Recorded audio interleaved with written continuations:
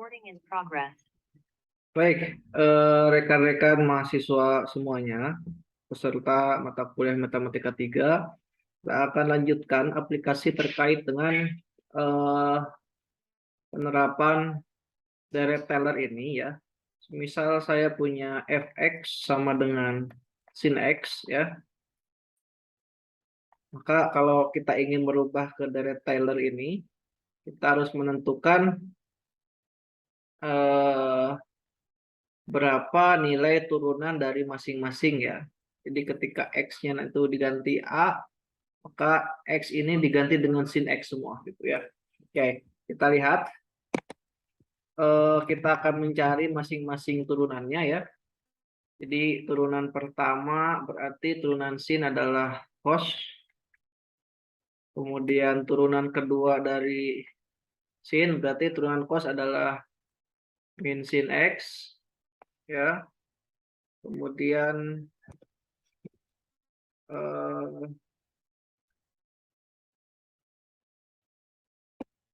lanjut turunan ketiga, kita dapatkan adalah min cos x.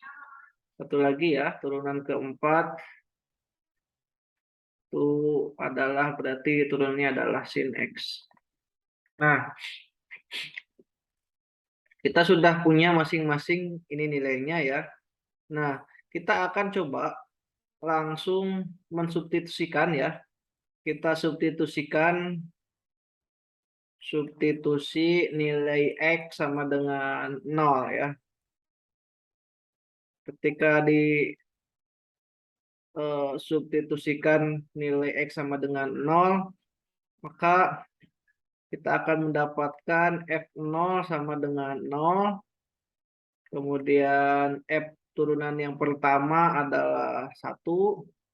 Turunan yang kedua adalah 0. Turunan yang ketiga ketika dimasukkan 0, min cos 0 berarti nilainya adalah min 1 ya.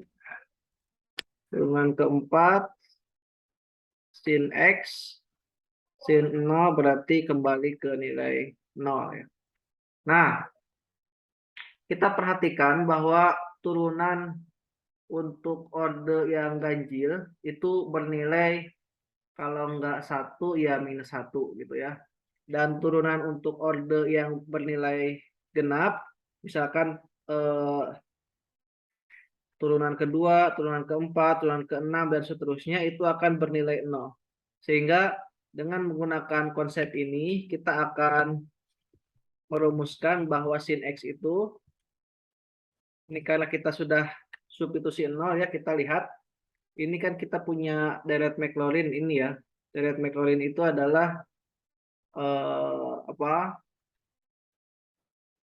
Tadi.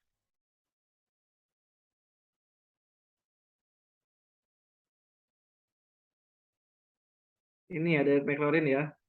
Ketika Dirac Taylor-nya sudah dimasukkan 0, nah kita akan coba masukkan berarti fx itu sama dengan apa?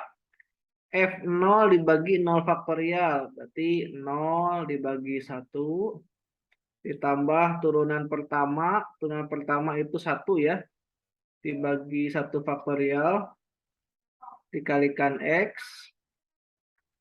Kemudian turunan kedua ini adalah 0 ya, per 2 faktorial kali x kuadrat. Artinya nanti selang-seling akan bernilai 0 nih ya. Jadi kita cukup menilai yang ganjilnya saja. Maka yang ganjil selanjutnya itu kita akan mendapatkan nilai minus ya, minus 1. Minus 1 dibagi dengan 3 kuadrat berarti, 3 faktorial dikalikan x pangkat 3. Yang 4 nanti akan bernilai kosong ya. Yang 4 akan bernilai kosong, nanti muncul lagi yang kelima. Yang kelima akan nilai positif lagi. X pangkat 5 dibagi 5 faktorial. Ini dengan cara memasukkan nilai Dirac-Maclaurin ya. Sehingga fx itu, kalau kita sederhanakan, Maka kalau nolnya dihilangkan, ini menjadi X dikurangi X pangkat 3 dibagi 3 faktorial, ditambah X pangkat 5 dibagi 5 faktorial, dikurangi X pangkat 7 dibagi 7 faktorial, ditambah X pangkat 9 dibagi 9 faktorial, dan seterusnya. Ya. Jadi fx yang bernilai sin x itu ternyata kita bisa merubah menjadi bentuk lain. Bentuk lainnya itu adalah ini ya.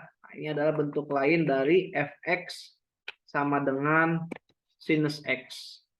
Ya, fx sama dengan sinus x. Oke. Nah, kita akan coba ya untuk membandingkan nilai dari